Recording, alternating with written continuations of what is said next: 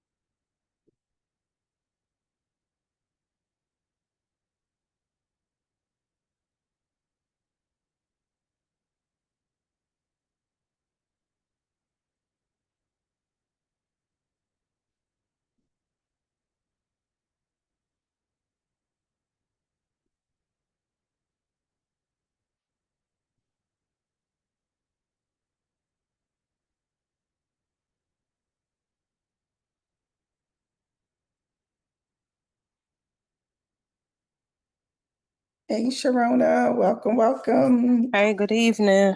I don't even think I had a chance to speak to you last night. So I was like, I'm gonna let her. I'll talk to her later. yeah. That was a lot last night. So good to see ya. Likewise.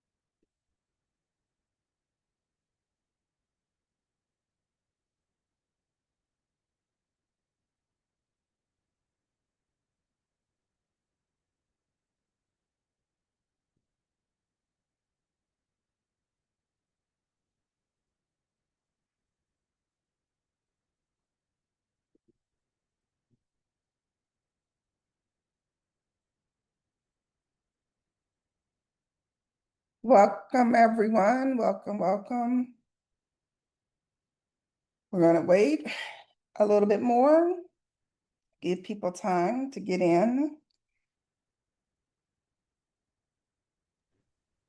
Good evening, everybody. Good evening.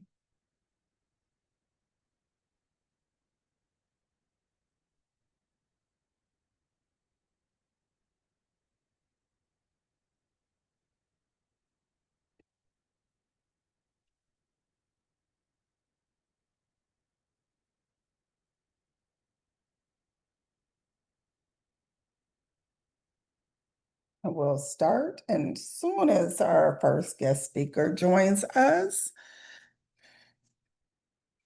So.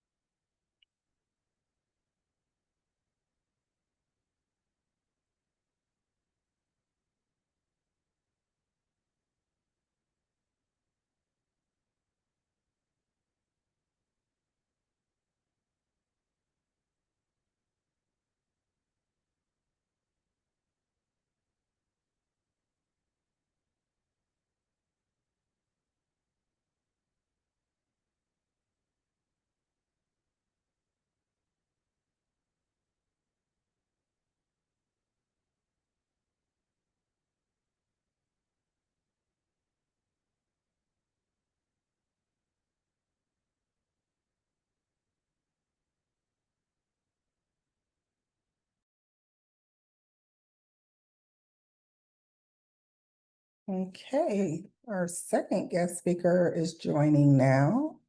Our first one has told me that they are signing on, so we'll just be a little bit more patient and we'll get started in a second. Thank you all.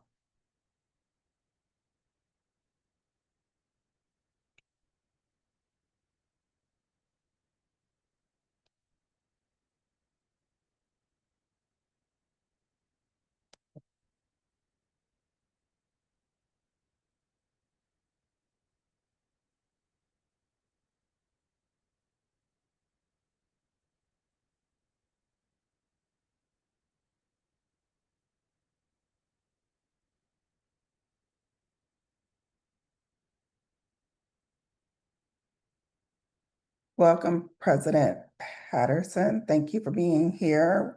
We're just waiting a few more minutes for more to join, and then we'll get started.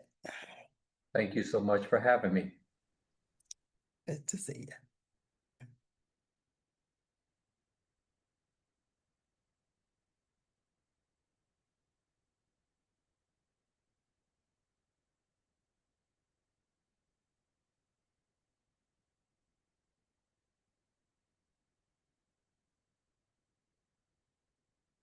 And we're only gonna wait 1 or 2 more minutes, and if our first speaker doesn't come on in a second, we're gonna reverse order. We're gonna start with the state board president, Jacque Patterson, Dr. Jacque Patterson.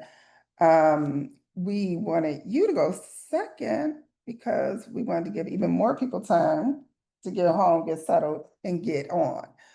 But, so here's our first speaker, and we're going to allow them to get settled, get in the space, but thank you all, thank you all.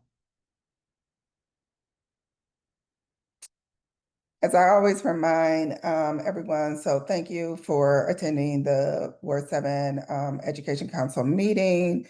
Our meetings are taped and uploaded to our YouTube channel, which we get a lot of activity, as well as we send out a recap newsletter after our meetings to our listserv, which has at this point over 400 people on it. And we get a lot of impressions and views through the newsletter. I always debate, is it a catch-22? Because so many people just know the newsletter at this point is coming out and don't show up, but we want them in the room. So we encourage you to encourage your friends, neighbors, family members to still come. It's just really gives them an opportunity to participate in the dialogue. So thank you for being here. Thank you. Our first speaker is here and we'll get started. I want to start with just saying that October is Dyslexia Awareness Month. And I wanted the founders of Decoding Dyslexia to be here this month because it is Dyslexia Month. Awareness Month, but they're at a conference in Atlanta on this issue tonight, today, and could not be with us. So we'll still try and get them in because this issue actually, I think, actually contributes to both of the conversations we're going to have today. They impact them, and we're really talking about learning tonight and what a quality education is, and what are some of those challenges to everyone receiving what they need to have a fully actualized life. So with that being said, I am Marla Dean. I just want to go over the agenda. We welcome you into the space. Thank you for being here. We're going to start with a conversation with Jimmie Williams, who's the president and CEO of Washington Literacy Center. He's really going to help us understand the issue of adult literacy even more tonight. And then we're going to have a conversation with Jacque Patterson, who is the president and at-large member of the DC State Board of Education. We're going to talk about this concept of education as a civil right. We always have updates from our state board of Education. Representative Eboni-Rose Thompson will conclude with announcements and we'll adjourn. So with no further ado, here's my official welcome. And we always like to start off with just reminding everyone to know what our mission is. And the mission of the Ward 7 Ed Council is to organize, collaborate, and advocate to ensure access to high-quality, community-based public education as a matter of right for pre-K through 12th graders and adult learners. Our core values are equity, access, health and safety, joy, and responsiveness. And our goals are that all Ward 7 learners deserve and will have access to a quality education, and they are entitled to this based on residency and citizenship. And Ward 7 schools become the preferred destination for Ward 7 families. And we establish and protect a dedicated pre-K through 12 feeder pattern in Ward 7. With that being said, I want to introduce Jimmie Williams, who has many titles in the community, wears many hats in the Ward 7 community. But tonight he comes to us in his capacity of president and CEO of Washington Literacy Center. And I believe, Jimmie, you have a short presentation and then we'll get into a conversation. Am I correct? That's correct. And I hope can you see the presentation? Not yet, because I need to stop sharing mine and then Okay. you can have, it's not letting you override it, but in a minute you will have it and you should be able to.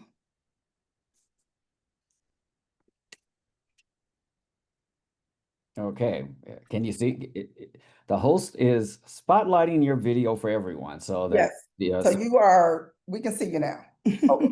So good. I had my staff put together and I actually had two presentations because I'm that type A person, but I'm going to go with this one, the shorter one, so I can do more dialogue.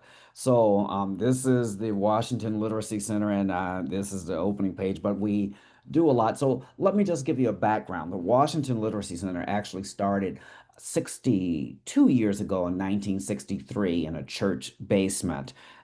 It was started on 16th Street Northwest, but the purpose of the Washington Literacy Center during the Civil Rights era was just to teach people to read because a group of people who focused on literacy noticed the high number of mostly African American people living in the district who struggled to read, which means in the Civil Rights era, that prevented them from doing everything. So the Washington Literacy over the years has grown into a more dynamic organization. So where we were basically literally literacy focused, we focused on barriers. And speaking of dyslexia, it's one of our focus barriers that we target because there's such a high amount of people, especially in the District of Columbia when we started, that were um, undiagnosed for dyslexia. But we've evolved quite a bit since then because the district has become more aggressive at addressing dyslexia issues earlier. We've testified with decoding dyslexia, but some of the things that we focus on, and this is what some of the things we focus on in the 60 years that we have is, you'll see some of our early classes. And again, it's always been a high amount of African Americans in the class. But now what we do is we use technology, workforce skills, and the whole goal is to move people toward the literacy. But we want not only in the 60s, it was great to be able to read. In 2025, going into 2026, reading won't do much for you. You need reading, you need math, you need workforce skills, and you definitely need digital literacy skills. So what we do is address all of those skills, but reading is the core of everything that we do. But we recognize that math is essential, digital literacy is essential, behavior, financial planning. And so our goal is to make sure that when you leave our doors, that you are fully able to sustain, that you can either continue your education if that's what you want, or you can continue in a job or improve in your job. And we have students that do both. It's important to note that our age, we start at age 18 and go up to no limit. But one thing that we have in common is that we CASAS test everyone. We want to know what your bottom line benchmark. Are you good in math? Are you good in reading? Do you have any cognitive issues? And so our goal is to try to be able to address that. And again, the whole idea is to move people through that process. And what you'll see in this pictures is a sample of our classes. We're located at 1133 15th Street Northwest. But one of the class, that's a typical reading class that we have that you see on the bottom left-hand side. But we find different ways of educating people. Right in the middle is our learning skills for life, which is a professional bartending class, but it's so much more than a professional bartending class. We work with people at the lowest level, and we work people at mid level, and people who are just cyclically or unemployed or lacking in skills, or what we call disaffected youth. Our Learning Skills for Life is a new program we started roughly about 2 years ago as a pilot program. We were approached to ask to teach a bartending school for 2 weeks, and we said we don't do that. What we do is empower people. So it's a 5-week course that has done quite well. And so we bring people in, we test their reading skills. Those that don't qualify are moved on to reading classes or math classes until they're able to sustain. But the important thing to note is that this 5-week class is a difficult class. It starts at 9 o'clock, done at 1 o'clock for 5 weeks. You have to be accepted in the class, but there's no charge. But what you do learn are the fundamentals of your behavior, customer services skills, financial literacy skills, basic computer skills. And then you move on to the 2-week bartending course. But embedded in that is all the learning pedagogy that our instructors really want to share. So what we find is that the Washington Literacy Center, again, has evolved into something that reading is the core, math is the core, but we want to move people toward work and improvement. So we have grown under an umbrella the type of classes that we provide. Here is a sample of some of the programs and class offerings that we have. And so I mentioned the Learning Skills for Life, which is, by the way, sponsored by Diageo Brands Professional Bartending School. But Washington Literacy Center, we came up with the idea, the concept of the 5-week course, and it's very popular. It usually fills up months in advance. We teach GED plus tutoring online so that people can take the class whenever they want, but there's live people available to walk them through. Reading Intermediate is 11-week course that we offer. And then there's Foundational, which is for people who struggle with basic skills. I'll stop here and say that the number of people struggling, especially in Ward 7 before the boundaries change, and I don't think the number has changed that much. So it's about 40% of people living in Ward 7, not Ward 8, are reading below the first grade level. And that has showed issues throughout elections and so many other things that we do, but it dramatically impacts income and earning and ability to move up the economic ladder, which is why we still focus on these classes. We also have reading and math fundamentals, which is now an online class, but we also have in-person classes. And support your child's literacy is one class that we're focusing. We're piloting that program in Ward 8, but we're really angling to also teach that program in Ward 7. And that whole concept is to have parents learn by working with their students, but to also stem the high number, the slide I mentioned earlier, about 140,000 people are struggling with literacy in the District of Columbia alone. 170,000 people are struggling with math, all below the first grade, the most basic levels in the District of Columbia. So we create the class like Support Your Child's Literacy to teach parents to be engaged, teach students to engage with their parents, and together they rise. And so we're working, like I said, with Teach for America in that class, but it is one of our more popular classes. We have a program. You can go to our website. I'm sorry, our latest study, and I know, Marla, you have seen this study, and Jacque, you have it too. But I'll be glad to share it with you or share you the link. It's called Addressing the Urgent Literacy Crisis and Promoting Workforce Readiness in Wards 4, 5, 7, and 8. We started off with 7 and 8, and after meeting with Councilmember Bonds, she suggested that we add Wards 4, 5, and 6. And in reality, Wards 5, 6, Wards 4, let me try this again. Wards 5, 7, and 8 have the lowest reading and math levels in the city, but you have pockets throughout the entire city. So I'll be glad to share that with you. So I want to talk a little bit more about, so our goals are simple. We want to empower our community. We want to strengthen Ward 7. Our focus is, in addition to removing those barriers, is really being able to serve the needs of the District of Columbia. But ultimately, our goal, as I mentioned earlier, is to move people toward the process where they can get what they want. So if you want to continue your education, you can.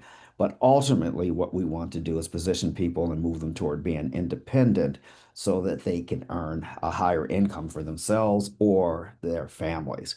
So I'm going to stop here. I have a much longer presentation, and to be honest, I can talk about the Washington Literacy Center all day long. But some of the things I want to make clear is Washington Literacy Center, unfortunately, as much as we've been doing for the last 60 years, programs like ours are struggling more than ever before. And I'll leave it to Marla. We'll discuss that. But I've always make that ask is that we are looking for assistance. I don't feel like we should be struggling to do what we do. For 62 years, we've been doing it well. We serve an average of more than 200 to 500 people a year, depending on funding. We have done work for the architect of the Capitol, the Smithsonian, and just regular DC residents. So we've been really plowing with our sleeves rolled up, trying to do what we can. But right now, we're open for volunteers, we're open for funding ideas, and our goal is eventually to have satellite offices and a satellite in Ward 7 and Ward 5. And right now, we're downtown DC. So there's a funding issue. I've been fighting this battle, and it's really difficult. And to say that we should not be on the verge of determining whether or not we're able to continue operating, but in reality, that's exactly what's happening. So again, I'll stop here. Marla, I'll stop the share so that you can and return back to so you can. I guess you can see me now, right? Part of me anyway. Yeah, I can see you. So, Jimmie, I just want to make a few points even finer or clearer. As I have learned more about your program, I've asked you a lot of questions, and one of them is, can you make it plain to us the population that you serve that is distinct than most adult charters? And can you give us that differential or that distinction? Yeah, so most adult charters really start serving people at fourth or fifth grade reading. So that's a long way from the first grade level or the 170,000 people that 140,000 people with reading, 170,000 with math that I mentioned. And most workforce programs are the same. Usually they expect you to have a CASA score that's equivalent to a fourth or fifth grade level to enter the program. So we work with people that are either have barriers such as dyslexia or dyscalculia, or people that have just been overlooked by the system and that are struggling. I hope that answers your question. No, that's helpful, and I think that's an important distinction. And so that means that you really rely on, you're not part of the kind of um, pu- education system per se in the district, and you rely on who's your funders and how do you get funded? Yeah, so we rely, I mentioned the Smithsonian Institution and those people that pay us. We rely on donors, we rely on grants. We also we had the TANF program before that just unceremoniously disappeared with only 6-day notice. And that was one of our larger contracts because we were actually brought in to serve the large number of TANF recipients that are struggling with literacy also. So yeah, those are our funding sources, and because of those problems and this shrinkage as a result of the government pullback and the pullback from DHS, that put us in an untenable position. So we've lost quite a bit of our funding sources. Okay, so you are more, and your funding is through more traditional nonprofit means, right? So you might have a government contract, you might receive some smaller amounts of government funding, but in general, you're kind of in this repeated fundraising cycle for those learners, adult learners who are even at the most sharp edge of the razor's edge of life in terms of their literacy and numeracy skills. Is that accurate? That's very accurate. I mean, look, for example, one of our recent funders, Amazon, just made a contribution of $25,000, but we're working with them on more. We're supported by groups like Comcast, and I forgot they just changed their name, but and I can't believe I just forgot the name, but there's a couple of other strong funders. They're listed on our website. But you're right. With that's where we are for right now. And since we're talking about Ward 7, you're speaking to the disproportionate number of adults in our ward who are impacted by low literacy rates, right? And so this is definitely an important issue. Give us some like personas. Tell us about the life stories or of people who get to a point where they're in their adulthood and they have less than a first grade literacy rate. Yeah, and you'll be surprised because some of the people that are in that position are some of the most articulate people you ever want to meet. They've become masters of really hiding that they are struggling with reading. They might point to something to tell you, "I don't have my reading glasses. Can you please hand me the Diet Coke?" Because they don't, they can't read it. But they're people that you just can't tell a lot of, and they fall in categories because either they've had undiagnosed learning barriers that they managed to continue around, and we've had people that have made it all the way to college before it was caught that they can't read. We have parents that just grew up in a family where it wasn't stressed and managed to navigate through the school system, and we also work with people where they've had some kind of injury, unfortunately, and those are ones that are more obvious. But a lot of the people that come through our doors, you wouldn't be able to tell.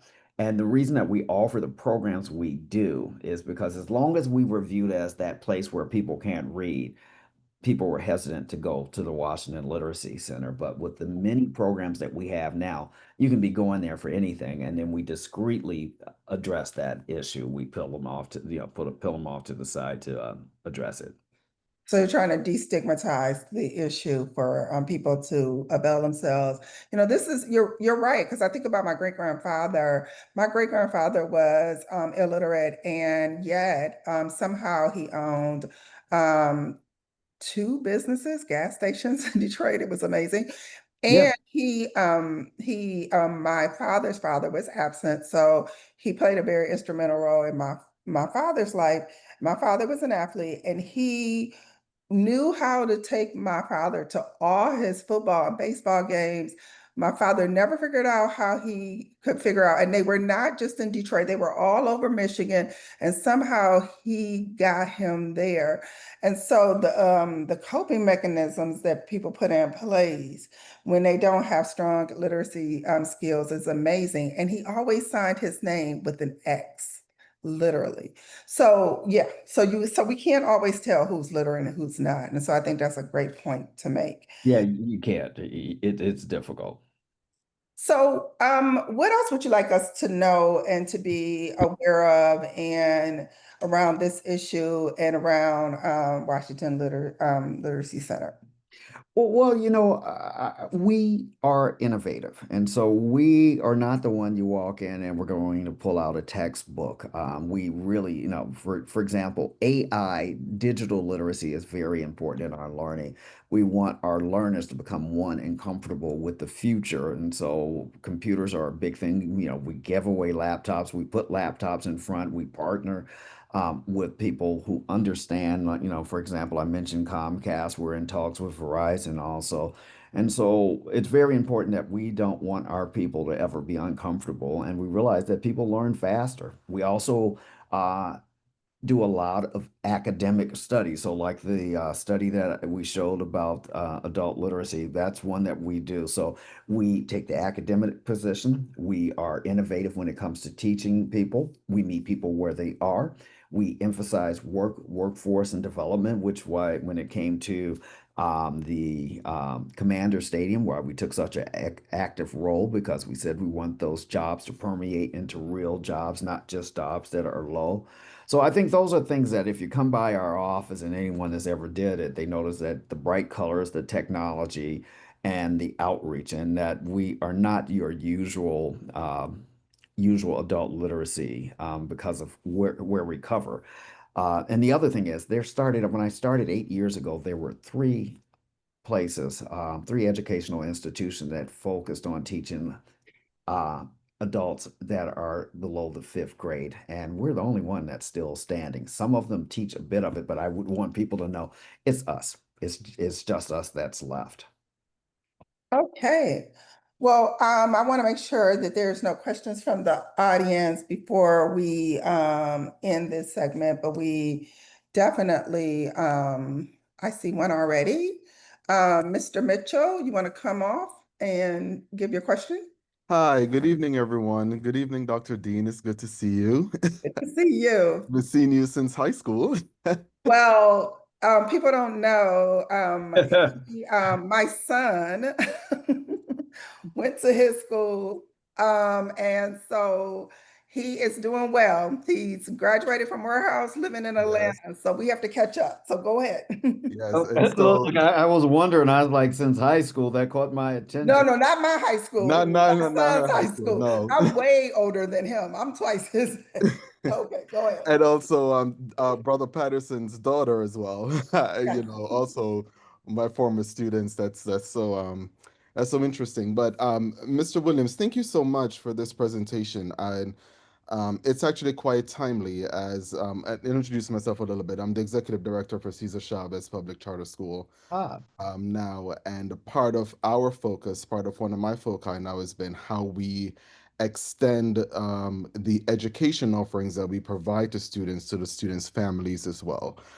How we utilize our building in the Parkside community as a space that is transformative for residents in Mayfair and ultimately residents in part of Ward 7. So, a couple of things that you shared caught my ear and caught my ear lovingly, which was one, looking for a satellite space in Ward 7 and wanting to know what would qualify as a satellite space, looking for partners in terms of funding to support some of this work and what that could possibly look like and what that means for you and your organization. And also, where are you thinking about and how are you thinking about leveraging some of the charter schools or the traditional public schools in Ward 7 to kind of partner to kind of support families that are in need. Because one of the things that you said in terms of our literacy rate, we experience that within our students when our families are struggling to kind of connect with students and connect with school. And thusly, that leads to a lot of the conversations we're having around disengagement, and it leads to a lot of it around attendance, and it leads to a lot of it around families not being able to support in the ways in which we know they want to support, but may not have the vocabulary or the language to say, hey, I'm struggling in this area. Can you help me here so that way I can help my child? So the long and short of my intro here is just to really ask, can we how expensive are you thinking about this idea of partnership and what does satellite campus or satellite spaces in Ward 7 look like in your vision and then also within your organization? And can we find ways to talk to probably partner as we're looking to also increase our literacy within our 6 through 12 space, but also ultimately to our adult families as well. And also some of our alumni who we know are in that space as well. But again, how we walk through certain areas, as you mentioned, got into college and didn't even realize how to language it. And so how can we partner to support that for Ward 7 residents? yeah, well, living in Ward 7, it's an area I've been really, I mean, for 8 years I've been trying to get traction in Ward 7, trying to have a location in Ward 7. So for us, I'll be the first to say, finances for us, this has been a financially rough year, but it's not just the funding. So we can talk offline of how we best can partner together. We also utilize a network of volunteers, which is no cost. And what we look for in terms of location is really quite simple. It just, do you have plugs, chairs, and desk? And if you have that, that's it. We can work from there. And we have teachers right now. We have a project with Teach for America in Ward 8 operating, and when we work with Digital Pioneers, I think the name is a senior citizens place. So it's pretty basic there. The funding that I talked about earlier is just what does it take to sustain an organization? And that's probably something that's way beyond you, but whatever help uh, is good. But I can tell you, we're definitely looking for effective partnerships. And I've looked at Cesar Chavez, your model, and partnering with you all for some time. So I'll be glad to give you my number, my real I number. can connect the two of you Oh, by email. You'll and get. I'm sorry, I referred to you as Marla, and I should be saying Dr. Dean on this call. My apologies. It's okay. It's not a deal. It's okay. But yes, I will connect the two of you so that you guys can have that kind of conversation, and hopefully it will be beneficial to both. Mr. Mitchell, thank you for your question and congratulations on you continuing to move up in the education world. He was my son's college counselor, I believe. So, yeah, so congratulations to you. But will that work? Because I don't want just numbers out there in the ethernets and stuff like Yeah, that. So I I'll appreciate connect that. if that'll work for you guys. Although everybody has my number now, but yeah, thank you. I appreciate that, Marla. Okay. Dean. Okay, no problem. I think I saw a question from Rebecca or Han. Yeah, I have a question. I know you was looking for like satellite places, but for something like the parent and child lesson thing that you guys do, I feel like that could be like an event thing. Especially I feel like you could work with churches, especially when they do like community events instead of making it like it doesn't always have to start as a once a week thing, but just to get them introduced to the idea because churches are always doing events outside and it makes it less scary for parents to sign up and go across town and do the thing. Whereas if I'm already across the street to go pick up, free groceries, or I see an event across the street from with this church, I can just do this event here. While I'm at this event, you guys are there introducing literacy. Hey, come to my table. And, you're doing the thing at the table and it's less scary because it's a lot of people. And then you can introduce, hey, we're doing this at the church after service or on Saturdays at such and such time. That way you're not necessarily having to rent a whole space. And a lot of churches, especially when you're dealing with like literacy and doing community work, they're willing to do it for free. And then you also have people within the church who are willing to volunteer. I don't know if that was something that you would be more, it sounds like that would be a more likely and cheaper effective thing to do versus looking for an exact space that you have to pay money to every month because dealing with this economy and seeing how the government is functioning, a lot of money's going to be taken away, but it's easier in that sense. Yeah, and I wanted to make sure I answer your question. And we are talking with some churches in Ward 7.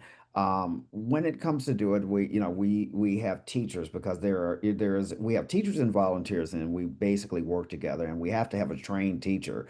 But the whole idea is, again, we do want people to be comfortable, so we show up at fairs, and we've been on fairs at Ward 7. We've done some churches where we try to, I call it, create a gateway so that the parents become comfortable. They know it's a welcome place. But we also want to make sure that we have experienced people to make sure that there's some traction. So we are looking at that. So I think it's a very good um, idea, Ms. Morris, and it's something that we continue to talk about. And I'd love to engage in more conversation with you and connect you with Dr. Terrell Danley, who's our head of programs, because we've been working for ways to really make this easier. And you're right, because what you said is correct. When we first launched this as a pilot program, we had 40 parents sign up, and then we had probably about 3 parents that actually showed up initially. Yeah, that sounds about right. Well, Patricia, you're gonna be the last question because we're at time. So quickly, thank you, Ms. Stamper. Hi, I was going to be brief. My name is Patricia Stamper. I was going to suggest that Washington Literacy Center partner with the DC Takedown Club, with Peace Fellowship Church, with Tabernacle Baptist Church on Division Avenue, and with this other church slipped my mind, Liberty Mission Seventh-day Adventist Church. They're all kind of in Deanwood and 7C. Also Apple Tree Public Charter School. We're located in the Arc, and we're having career day that's coming up, and I think it'll be a good opportunity to meet parents that have low literacy skills and to kind of show that this exists. Washington Literacy Center exists, and it's an option to help them. Thank you. Well, I don't think I need to make that connection because I know Patricia and Jimmie, you know how to connect with each one another, but thank you for bringing those institutions and opportunities to our attention. I don't know if you want to say anything, Jimmie, before we close out. Well, with Tabernacle Church, actually, the Reverend Clarence Parks has been, if you look at some of our pictures on our website, he's on there. So we have been working with Reverend Clarence Parks for sometimes he's very interested in adult literacy. And both of us have come to the commonality that we've been working on grants for some time, trying to get grants to have a sustained program. Because it takes funding to run the church and takes funding to have a sustained program. And I like Tabernacle because they actually have classrooms. So Commissioner Stamper will be glad to talk with you more about it because there's some great ideas. But yes, we have started on some of the concepts that you, Commissioner Stamper, and you, Ms. Morris, have raised. So looking forward to it. And matter of fact, and one thing I can say is before I go, because I know there's time, is our website. I'll drop it in the chat.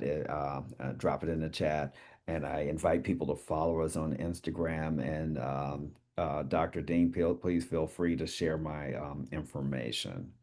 And thank you very much for your time. I appreciate it. Well, thank you for coming to the W7EC Ed Council to bring us up to speed and to help us understand the nuances of adult literacy. So thank you. All right. Thank you.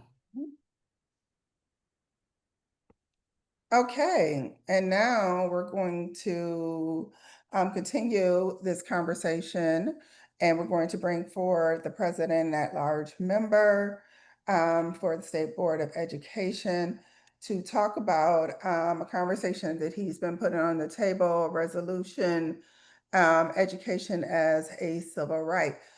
Dr. Patterson, quick question. Do you have a presentation? Or No, ma'am. you're just gonna talk through it? Yes, ma'am. Okay. Yes, ma'am. So let me get you there. And with that being said, so thank you for coming to Ward 7 Education Council to talk about this issue. Right off, we have had disagreements on this issue, so I'm excited to hear you talk about why you're proposing this issue. What is the issue, first of all? Explain it, and why you're proposing it, and we'll go from there. All right. And first and foremost, again, Dr. Dean, Marla, I just thank you for allowing me to come on. We talked in the back a little bit more so about this and our thoughts on it. And I just really appreciate it. I also want to add one caveat real quick. I am in the Anacostia Library, and they said they're going to kick me out at 7:30. So I will hope they'll give me a little bit allowance to go past that time, but I will try to go quickly so that we can answer questions. So first and foremost, for the audience and everybody who has joined tonight, I want to give them a little bit of background on why I think this is very important. It basically started when I attended a group meeting about civil rights at Georgia Tech, actually, with a professor, a law professor that is from this area, grew up in the DC area. She is now a law professor. Her name is Tanya Washington. She attended DCPS schools, and we were talking about civil rights, and I got interested in it. That meeting then went to something else, and there is a group called PAHARA, which educational leaders go to, that is in Colorado, and I talked to some other individuals there. During this course of time, we have the election of President Trump. And when I was talking to Tanya Washington, we were combing through Project 2025. And if you comb through that on page 320, it specifically talks about what they want to do to children.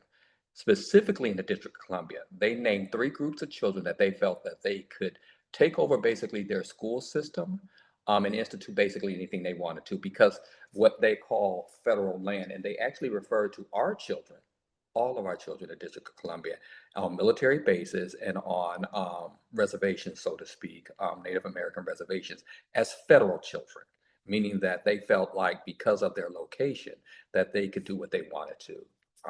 So that began the origin of me thinking about what does that look like as far as civil rights and what type of education we could provide for our children.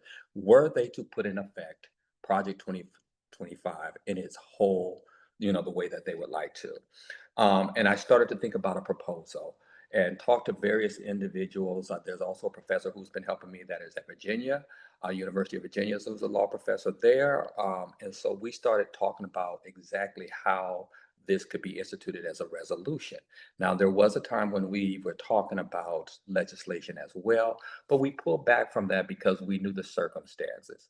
So since that time, everything that I thought could happen to public education has happened to education.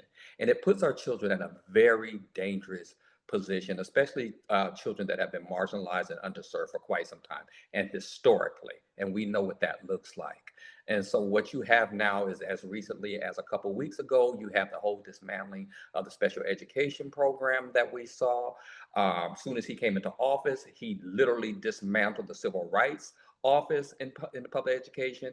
And we have probably maybe about 10 or 20% of the people who used to work at the Department of Education working there currently. And this was the thing that I thought would happen, hoped wouldn't happen, but has happened. So now that brings us to this particular resolution. This particular resolution is trying to make sure that in this particular case, that we still can give our children a quality education. Along with the outstanding support of our colleague and you guys as Ward 7 representative, we produced some really inclusive social studies standards during our tenure since we've been there. We've done financial literacy, and we've done a lot of different standards that will probably be part of the graduation profile as well. And so for us, these are things that we feel are part of a quality public education, and that's what we've been working on. What this resolution seeks to do is to protect those type of things. It's more of a protection than anything else, to ensure that our students are getting what they need so that they can be productive students in America, period, point blank. There are certain things that we've deemed appropriate, and we're actually going through that again with the graduation profiles, as making sure that our children are operating on the grade level they need to and being able to have the competencies that they need to operate once they graduate. And that's what this proposal really is looking for. I know there's been some conversations about, so what does that mean? If you don't get this, what happens? Are there legal ramifications that a parent could take? Are there other aspects of it? But really it's about making sure that our children, which I believe deserves to have, to define what quality education means and to receive a quality education. One of the favorite quotes that I love to have is from Julian Bond. People who know Julian Bond, who was a state senator in Georgia and a very big civil rights person, who basically said violence is giving children 6 years of education in 12 years, basically. And I believe wholeheartedly on that. The whole time that I've been on the State Board of Education, one of the biggest things that I've been a proponent of, I appreciate growth, but is proficiency, making sure that our children graduate at their proficiency level when they graduate. So with that being said, that is basically the origin and the rationale behind this actual proposed resolution to say that a quality education is a civil right. So I will stop there and allow questions to start. So thank you. Thank you for giving us the background of why you wanted to bring this to the fore. I guess the first question I have is, let's say that the resolution passed, let's say it becomes even and comes into law in DC, the city council takes it up and makes it law. What would tangibly change for DC children and parents with this law? Okay, with this as a law, if we were to go all the way to the law, it would be basically your North Star. We have a lot of different aspects, accountability systems, but they really have no real teeth in them. We have both, and me and Representative Thompson were there when we changed our report card and accountability framework. You have on the charter side, the Aspire framework that is being instituted at this particular time. But were they not to really live up to those particular things, there's really not anything that a parent could hold them accountable to. What this basically does is becomes our North Star, and a parent could basically, and what has changed about this is because we don't want litigation, is that they could basically start saying, we didn't receive the type of education that we would need. and it states that it is a law to provide my child a quality education, and we would like to address that. That could be, and justification for that or correction on that or resolution of that could be, there are schools that are doing this well in communities which are noted by bold schools, as we know that happens from Empower K-12. We want more schools like that. It could be, we want more programs, more higher achievement programs in this particular school. It could be, the resolution can be anything, and in my resolution, anything except monetary resolution of a situation. But all of those things require monetary, require funds. So Yes, that's it correct. doesn't actually create a monetary piece of it, then what does it actually change? And my real question is, there are states that already have this, right? And they're California, Connecticut, Mississippi, Oklahoma, Washington, West Virginia, Wisconsin, and Kentucky. And when I look at that list, very few are school systems or states that I would want my child educated in. So I'm trying to really understand, what is the point of this? What would it tangibly change? If it's just symbolic, or is it substantive? Because when I think about Mississippi, Oklahoma, West Virginia, Kentucky, that have these, those are not places that I think we want to emulate. And to your point about Project 2025, we live in a lawless time and full of unintended consequences. So my question then becomes, if you create this, is this, and can this be used as a vehicle to privatization? Because we're seeing corporatization take over in America. We're seeing this kind of unbridled presidency take over in America. And are we actually creating the runway for such things? Right. And how can we control it to ensure, when we see what the president has done in so many areas, that he wouldn't just use this as a way to completely institute vouchers, completely move us toward 100% privatization in the district? So I appreciate that question again, Dr. Dean, and I'm also looking at some of the questions that are in the chat as well. And I want to make sure that I answer all of those questions. Specific to your question, in my resolution, I specifically say that this deals with only public schools. And when I say public schools, I'm dealing with those that are funded basically through our per pupil funding, and basically saying that this is not about private schools, funding to private schools, or any way that they can be used to private school, or ESAs, which are educational savings accounts. This is not applicable, that, nor could there be a resolution to say, since I didn't get this here, I want to go over here. That is not what the resolution that I'm proposing says or would state in any way. So I want to make sure categorically that we're not talking about a slow slide to privatization of schools or anything like that. We're merely talking about the school system that we currently have, the ecosystem that we have, which includes DCPS and charter schools, is what I'm speaking of. So I wanted to answer that question first and foremost. And then I also see a question in here from President. Because we have a protocol here. Go ahead. Yes, Before we ma'am. go to Yes, ma'am. I audience, apologize.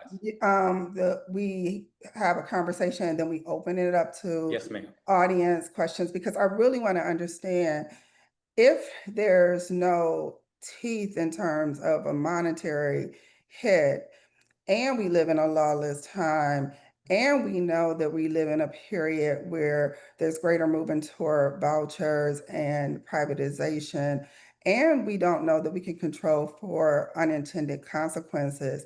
Help me to understand what this would tangibly change in the lives of our families and children, or are we possibly setting the runway for what we don't know what may happen, which could be very destructive to the families and children of Ward 7 in the city writ large? So yes, one of these things that it could tangibly change. Let's take community schools. I'm a big proponent of community schools. So is our representative from Ward 7. She sits on that particular committee for the State Board of Education and advocates strongly for it. So say that we have a situation where a parent basically says, you know, there are community schools that are in our communities.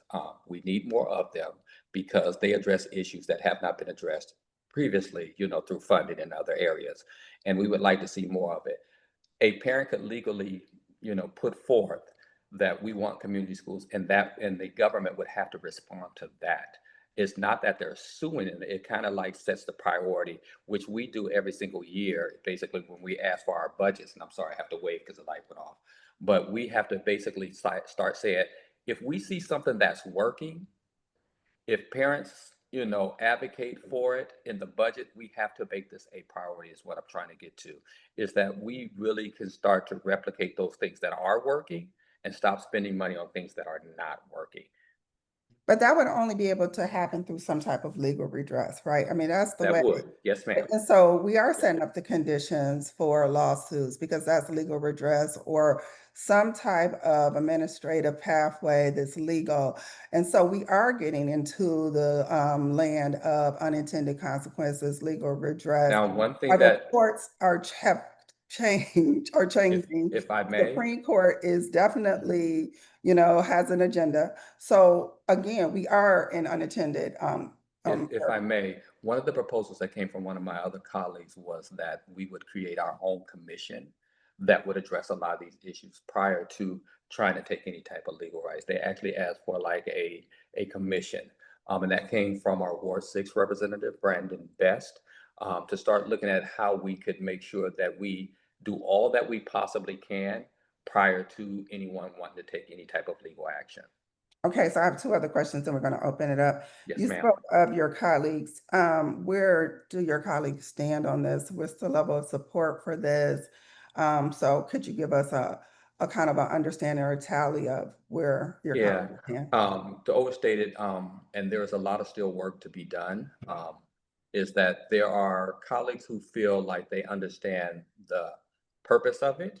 They want a few more questions as answered, but I would say if you have 9 members on the State Board of Education, I would say we're really close to 5 members that we know of that are supportive of it. They have a few questions about it in conversations that I've had with them, but we're at about 5 members that would support it in its passage. 5 support it, but still have open questions. Yeah, have some open Okay. questions. And there's And 4 who they haven't outwardly said that they dislike it. They have questions themselves. And just like you're having right now, it's like, Jacque, so what if this happens? What if this happens? You know, so we're trying to still answer those particular questions as I speak with them.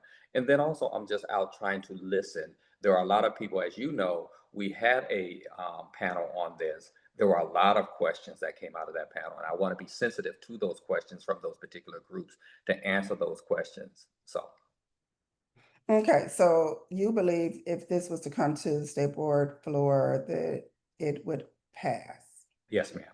Okay. And okay. And so my next question for you is really around who's kind of supporting this, right? And one of the organizations that's supporting this concept is the National Parent Union. And it's The who union? National Parent Union. You've actually even posted about Okay. them and used them, and they are largely funded by the Walton Family Foundation, and they're which is pro privatization, and actually criticized by U.S. Secretary of Education, who was a Republican, Diane Ravitch, and definitely AFT President Randy Weingarten about what these, this is a slippery slope.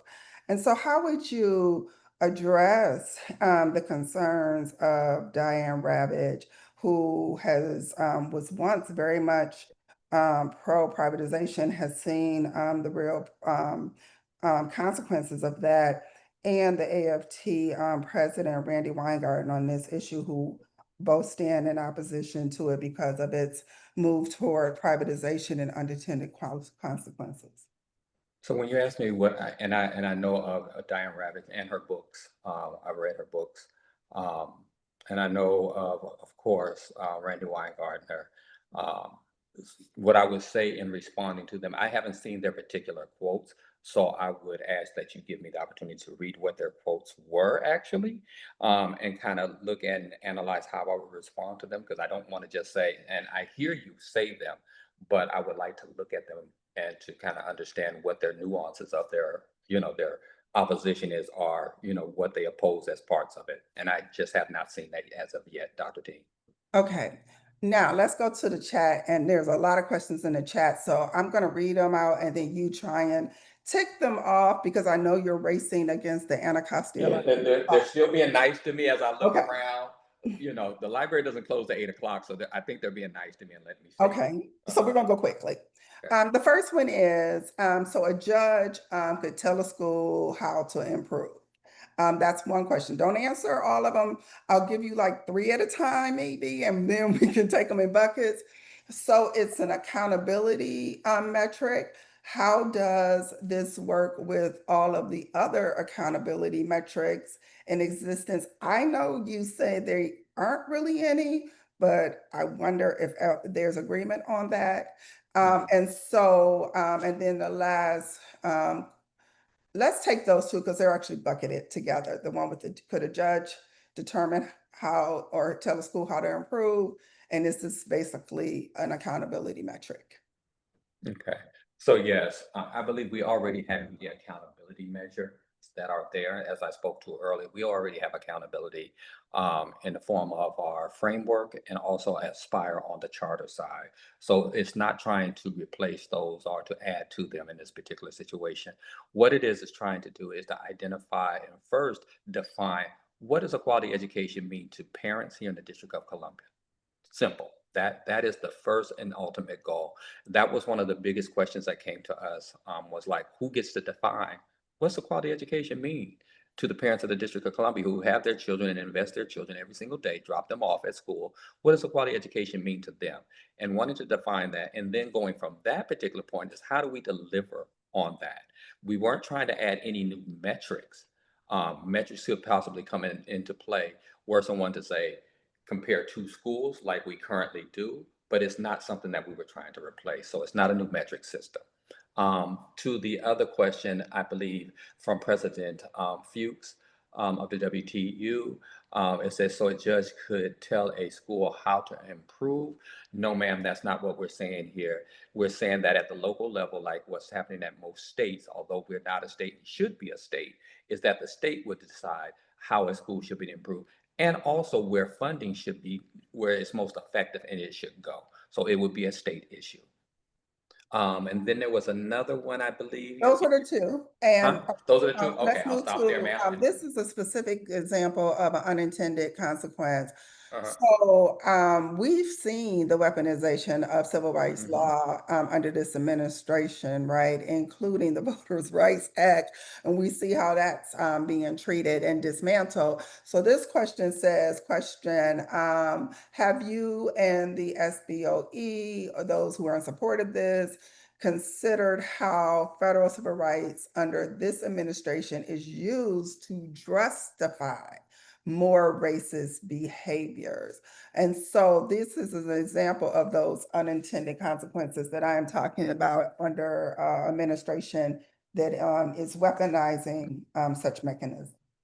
And I appreciate that question more than anything. When you start seeing civil rights flipped on its head, basically, and start saying that children who are privileged and have been historically privileged are being discriminated against by those who have been disadvantaged historically. Read the articles and everything like that. So that's a new dynamic, and we are thinking about how that looks and how it could be used. But that dynamic has basically been employed within the last 2 months or so, of what I've read, and how, this administration is flipping civil rights on top of its head and using it against what it was intended for by our ancestors. So we are looking at it. I'm looking at it. I haven't discussed it so much with the committee that it now is in, but I'm definitely looking at how that is being weaponized, something that we fought for against us. So yes, ma'am. And since Project 2025 largely, but not exclusively, comes out of the Heritage Foundation, Rebecca has asked, have you been in contact with them, you and other SBO members who are in support of this, to really engage with them to better understand their theory of change and what they're trying to operationalize and get clarity on what they put in the document? So any question around that one? No, I have not, nor anyone that I know have been in contact with the Heritage Foundation. I think their actions speak as loud as their words in their project. I think any person who can do any type of analysis or thing can see exactly what they mean by the words that they wrote and the actions that they've taken. So no, I have not. I'm very clear on their objective and what that means for children such as my own that attend public schools. Okay, and I see there's a hand raised from Patricia, and then I have a final question Yes, to ma'am. close out this. Patricia, you want to come off and give your question, please? Curious more so on how, like, how does people, okay, so I'm told as a SPED teacher that I'm only responsible for the pull-out hours, not the push-in hours. That the inclusion model that is being used, they're making the general education teacher implement on the child's legally binding IEP the in-classroom hours for push-in. That's not the responsibility of the general ed teacher, even though they're not a SPED teacher. And I'm only responsible for the pull-out hours. I don't think that's legal, and I don't think that's right. And I think the babies are being their rights are being violated. Their civil rights are being violated in this case. What can I do in my capacity, or what can the state board do to re-educate LEAs on how to implement IEPs? Okay, so at this point, because the state board does not have any real authority over the implementation of IEPs, that is not something that the state board can do. But what I say in this particular resolution speaks to exactly what you said. What we've seen is a dismantling of the special education program at the federal level. We've also seen a lot of defunding in those particular areas. And what this does I know we're not a state, but what it attempts to do is to say, when the federal government does these type of projects, yes, ma'am. Yes, ma'am. They just knocked on the door. When the federal government does what it is currently doing, we will try to redress it at the state level. That is basically what we're trying to do, Patricia, here, Commissioner, is really to give parents such as yourself, and I know a lot of other parents, that this is horrible. Let's just state it and say what it is. The dismantling of the Department of Education and what it does for African American and brown children is absolutely horrible, and it is targeted at our children. So what are we going to do at the state level? And I'm going to continue to call us a state because I'm on the State Board of Education. How do we get redress for that and make sure that we hold our state, and I'm going to call us a state, accountable for making sure that our children don't fall behind because the federal government is not doing what it's supposed to do? Okay, but even though you don't have control over that at the State Board of Education, my experience has been that the State Board has taken a position that they Yes. use their bully pulpit, they Yes, ma'am. talk to the DME, IC, DCPS Yes. to bring these issues to the fore. So there's still action that can be Yes. taken to address. We can't direct them. You're absolutely right, Dr. Dean. We use our bully pulpit, and again, I compliment your representative, former president, Eboni-Rose Thompson, in making sure that we have panels and that we do resolutions that speak to these issues. And we try to use that bully pulpit through resolutions to move them along. And so that those who have funding over this or have laws over this, which is our council, which acts as our legislature, to make laws and put them in place so that we can address those issues. Okay, Mela, do you still have a question? They're really kind of kicking me. Okay, you got, ask them for 2 minutes. I'll literally Say 2 show you minutes. the lady. She's literally 2 getting mad minutes, at 2 me. minutes. We need 2 Okay. minutes. Okay. Okay. Hey everyone, thank you for this conversation. I'm glad I was finally able to make a council meeting. My question for you, President Patterson. This is also a question, but also just a comment. So I think that when I hear you saying about what this would do, and what the goals are. I think about the other side of this, the unintended consequence that say that this does pass. One, you can draw the ire of the Trump administration that'll say, oh, here they are trying to do black stuff again. Let's go ahead and take over DC's education system. Or you may have the other side of that where they're like, look, they're failing their kids so bad that they're suing the school district. We should make it all private. And so I hear you, but I think my concern is that what the juice isn't worth the squeeze. Like what you're saying this could do just doesn't seem to be worth what it would bring on the other side from these folks who are already looking to attack. And what I'll say is, you guys can see I'm walking through the library as they escort me out.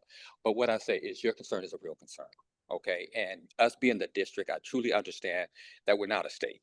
We don't have the same protections as other places. The things that they can do to us and use our own home rule against us is very self-evident, and they've done it already and stuff like that. That is why I slowed down considerably to make sure I crossed T's and dotted I's before putting this resolution before. I am not trying to say that our schools are doing horribly. I believe our schools are doing quite well, as proven by some of our NAEP scores that we recently had, that we're the fastest growing district in the nation. We had a 4.4% increase in our growth in proficiency. That's amazing coming out of COVID. So I'm not trying to say that our schools are not doing well. I'm just trying to make sure that we have the protections that our children need and parents need to make sure that we get a quality education. And so that's why I've slowed down my process to listen more, to take into consideration anything that would be unintended consequences. So I don't do harm as I try to help, is what I'm really trying to be considerate of at this particular point. Well, thank you, President Patterson, for coming to the Ward 7 Ed Council to discuss this. I definitely wanted you to slow down and to think about the unintended consequences. Yes, ma'am. I know. I And I'm definitely trying to thought there listen. were many. Yes. And we live in times where we really need to be thoughtful and strategic. Yes, we do.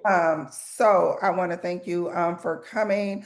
I do want to have you come back and be more clear on what you see as the Yes, ma'am. upside and what this will actually change tangibly for people's lives. Yes, ma'am. Because I don't think we're clear on that yet, but we appreciate you coming to speak to us.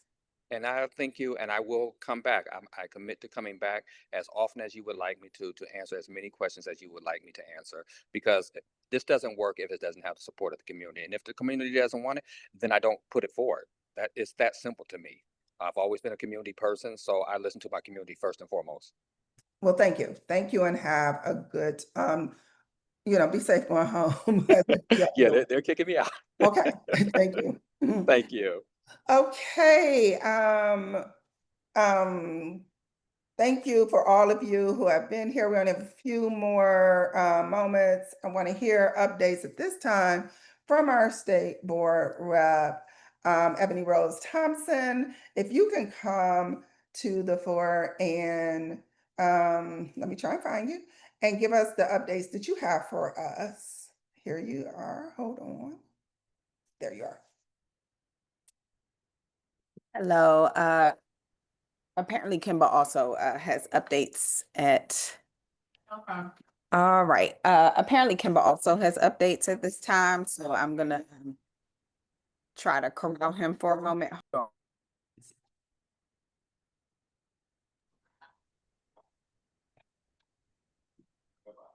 Okay, I think we're good. Good evening, everyone. If we've not met, my name is Eboni-Rose Thompson, and I do represent Ward 7 on the State Board of Education. If you would like to meet Kimba in person, you can see us at the Trunk or Treat on Halloween, which will be from 6 to 8 p.m., Lot 6 of RFK. Which is a free event for everyone. I will make sure to put the sign up links in the chat once I finish speaking. We do still need volunteers for folks who are interested in handing out candy, decorating their trunks. And we are trying to serve at least 500 children this year. We served about 500 last year. It is a free, fun, safe space for kids on Halloween because as we've alluded to with some of the conversation, there's a unique need as far as the federalization and some of the run-ins our children are unfortunately having during this time. And we have heard from the mayor in particular that being together apparently makes them targets. And so we want to make sure that they're not targets as they're out just being kids, because we want them to just be kids. So please consider coming out to the trunk or treat and supporting that.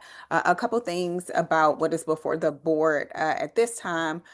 We did finally launch the high school graduation task force. I've been talking to you all about that for months. September 30, we received the actual recommendation from OSSE, which I think I have two big goals for that work. One is that we are having more students who are currently on a certificate track actually now graduate with a diploma.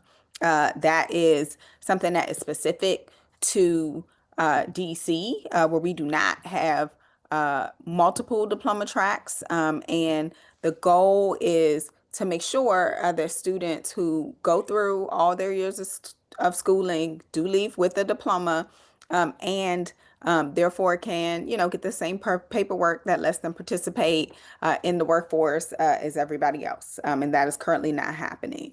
And so that is particularly important. Second, I believe that we need to do a better job of making clear our pathways, and that we have multiple pathways. Currently, DC's diploma, when we last did the high school graduation requirement update, was completely focused around what it was like to attend a liberal arts college. Now, I am never the person that's going to say college is not for everyone, because I actually do believe anyone and everyone could go to college. It's a step on the journey if that's the kind of career you want to have. And so we're not talking about lesser steps, lesser paths, but we are talking about multiple paths. What we got wrong is we did not do a good job of laying out if you are not going directly to college, or if you are looking for a trade, career and technical education, vocational education, whatever you want to call it, what that looks like for you and what those flexibilities should be. In addition to flexibilities around students who actually want to have more advanced pathways. And so those are our two big goals for the work. I do want to thank folks who are on the task force. I know Laura's here, and she's representing the teachers union. I don't think I missed anyone else that was on the task force, but I'm really proud of the variety of perspectives we will have, and looking forward to doing that work. We will be out in addition to hearing from folks. We're going to have 2 rounds of engagement around this. One, so folks know what's in the OSSE proposal, because it's really important that people know what's currently on the table, and they can say to us, here's what we would like to see. And then we are going to take the step of, once we get that feedback, coming back to say, did we hear you correctly? Because that's particularly important. And so please expect me to come back and be announcing soon different opportunities, I will say, for engagement coming up before the end of the year. I will say, I don't remember if last time I mentioned, and if I did, it's okay to mention it again. We do have new student representation. So Issa Wareed is a Ward 7 student, and so he is one of the 4 appointed student reps. They are full representatives. I'm always excited when one of those seats is filled by a Ward 7 student, because since it's 4 seats and we have 8 wards, it is not guaranteed that we will have someone, but we know our students are the best and the brightest. And so we love seeing not 1, but 2 Ward 7 representatives on the State Board of Education. So please look out for Issa out in the community with me. And at our next state board meeting, we will be talking about career and technical education. And so I'm really excited for that panel, both to talk about what we have in DC currently, what some of the workforce projections look like for now and for the future, and also just what like best in class could look like. I think those are the most important things. I'm trying to think if there's anything else. Oh, I should say too, I do appreciate my colleagues passing a resolution to honor Miss Paul. I know she's someone who was important to me and important to us in Ward 7. And I don't think folks know when there were things that ran up against transportation, education, and equity. she was someone who I personally counted on to say, hey, what does this mean for our community? And so I know we think of those things as separate, but they're not. They all affect how our kids, how our families are able to just like thrive, survive, whatever it is, go to whatever day. And I very much appreciate her for that. So I thank them for passing the resolution. I will say, since our conversation tonight was about, a part of our conversation was about the civil rights proposal. I will note that is currently with our committee. We have not voted it out of committee. And I don't know, and I hear President Patterson saying he will come back to us. So I expect that will be an ongoing conversation. I will say, since it was mentioned and asked a couple times, as individual representative, as a representative for Ward 7, I'm pretty close to what I believe the Ed Council's position to be around this. I very much believe that every single one of my colleagues wants the best for children. I also know that that is all children, Black children, brown children, name the category of children. We all want the best for every single child in the District of Columbia, and hopefully the soon to be 51st state, right? And I think we disagree on how to do that. For me, I think the real work of, and what is something in line of with the state board, is actually we should be doing the work to define what is a quality education in DC. I don't think we've done a good job of setting the floor. I think depending on who you ask, they would say different things, and we have different expectations in different parts of the city. And so I don't know how we could guarantee something as a civil right that we haven't defined. And depending on how you define things, and we know who the Cheeto-in-Chief, who is currently defining things, is, I don't want to leave that up to him. Because I don't think he cares about our kids the way we care about our kids. And so before we can consider something like this, we would absolutely have a lot more work to do. And so at this point in time, I know I am, and all of my colleagues are, absolutely thinking about what is best for DC. And we may differ around how to get there, but I am going to push for our best thinking around everything that we do. And I think we have to be responsible. And so I'm hoping that we take a responsible approach, and I will encourage my colleagues to take a responsible approach. Thank you. Thank you for those updates. And I caught your comment, but I'm not going to say nothing about the commander-in-chief. Okay. Anyway, so with that being said, we only have a few more things before we end tonight. So thank you for that. We really appreciate it.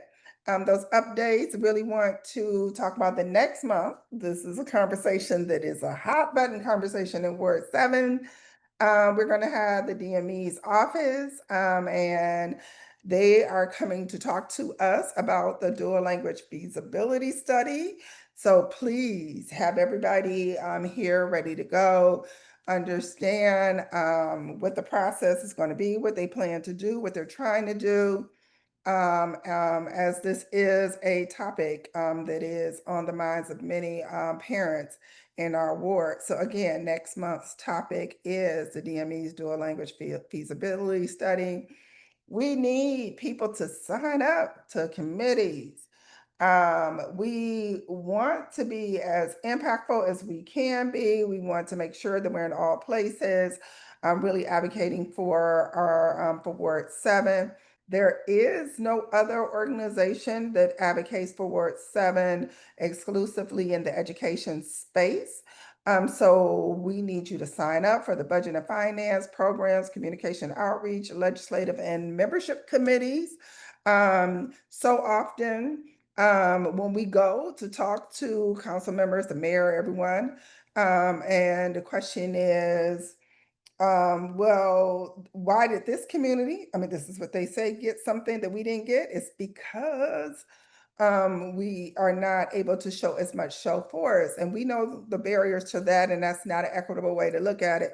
But if we can get more and more engaged, we can really make our voice more pronounced. With that being said, those are our announcements. Is there any announcement that anyone would like to make as we get ready to close out and see all the various ways that you can stay connected to Ward 7? Anyone have an announcement that they would like to make? Hi, how are you all? My name is Ayana Evans. Okay, Ayana, go ahead.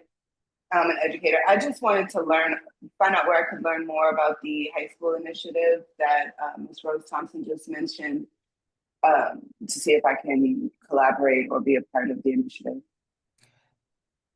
So, Representative Thompson, you want to answer that question, but I also know that she is going to put links to different things in the chat. Oh, perfect. I'll put my contact information in the chat. I'll also put the link to the State Board website in the chat. We will be launching a what is it called? Microsite. So there will be a page specific to the high school graduation work. So people can see exactly, you know, how things develop with the task force and everything else. So once that launches, I will share that out as well. That way you don't have to go track things like between meetings month to month and everything else. So I'll put that in chat. Okay, I'd love to reach out to you directly if possible. Excellent.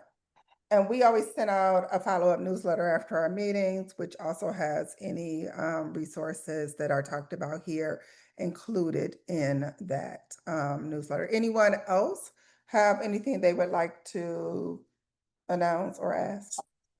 I had just a couple of updates and announcements from DCPS, just some things that let me try and spotlight you. Where are you? Trying to get to you. I'm in here. I'm trying to find you. I don't know why I can't find you. Oh, I don't know where you are. Okay, we're gonna stop there and try and make it a little easier for me to find you. Keep talking. Sorry. No problem. No problem.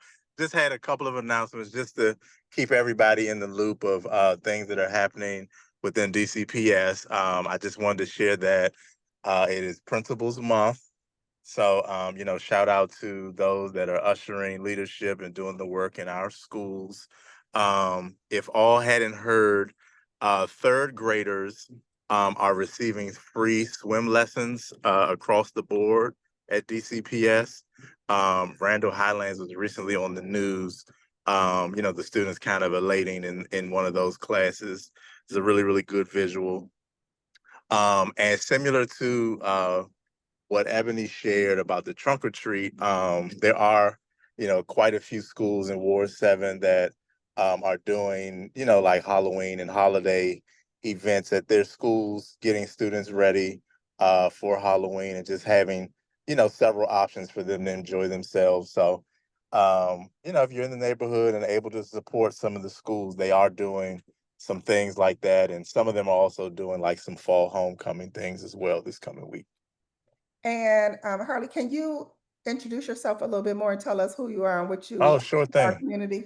I'm sorry. Look, I know you're trying to get out of here. I apologize. No, go ahead. It's important.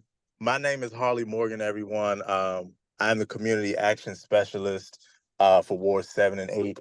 I'm a new member of Sharona Robinson's team working with the schools of Ward 7 and 8. So I'm definitely here to support, you know, provide updates and offer any assistance with resources to the best that we can. Thank you. And I'm so glad we were able to work out the Zoom debacle this time because I know you've tried to get on before. So thank you. Yes, thank you. We figured it out finally. Anyway, with that being said, we want to thank you because we are at time. Can I announce something that's tomorrow, Marla? Just because I know folks, we have a lot of need in our community right now, especially with the federal furloughs and, you know, all the federal foolishness. But tomorrow from 2:30 until 5 p.m. At East River Park Shopping Center, so that's what the Safeway and Dorothy Height Library are, there is a free food giveaway. And it's pallets of food. And it's good food. It's from Whole Foods. I know because I talked to East River today. And so you can show up between 2:30 and 5. Again, in the parking lot, the address is 3935 Minnesota Avenue. And that is being hosted by East River Family Strengthening Collaborative. So please tell folks in the community you know. If there's Okay, a flyer, can you drop that in the chat, please? Can I announce one thing? yes, and Oh, there, okay. we don't have a flyer, but please Yeah. announce, go ahead. Okay. Mhm. Smothers Elementary is having their first homecoming Huh? on October 31st at 11 a.m. So if you're like an alum, I know that Smothers is one of the oldest and the coldest elementary schools in DC, first Black elementary schools in DC. So if you're an alumni, they want people to come on out to celebrate. They're gonna have homecoming kings and homecoming queens for the elementary school kids. Thank you, Rebecca, for that. We appreciate that. So good night, everyone. Thank you. Please look out for the newsletter, and we'll see you next month.